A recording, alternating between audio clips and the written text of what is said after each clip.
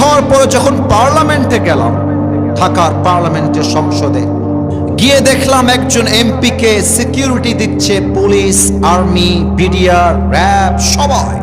এমপির কাছে কোটি কোটি টাকার বাজেট আসছে। আমার ব্যাংকে কয়েক হাজার কোটি টাকা আছে। ঢাকার গুলশানে আমি ফ্ল্যাট কিনলাম, ঢাকার বসুন্ধরায় ফ্ল্যাট কিনলাম। মানুষের টাকা মেরে মেরে মনে করেন আমি অনেক বড় ধনী হয়ে গেলাম, কথার কথা।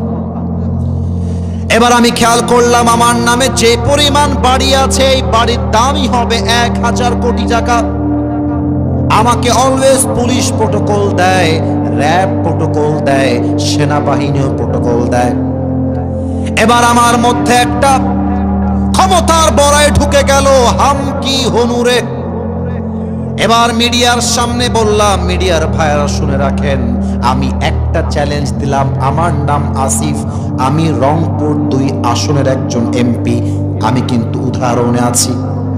আমি চিল্লায় চিল্লায় বললাম, আমার টাকা দিয়ে, ক্ষমতা দিয়ে, পুলিশ দিয়ে, আর্মি দিয়ে, বিডিআর দিয়ে আমি একটা চ্যালেঞ্জ ছুড়ে দিলাম, মালাকুল মত কখনো আমার আশেপাশেও ভিড়তে পারবে না। মৃত্যুর থেকে আমি এত দূর পালিয়ে যাব, মৃত্যু আমার কাছেও আসতে পারবে না। এটা কি সম্ভব হতে পারে? 28 নম্বর পারা।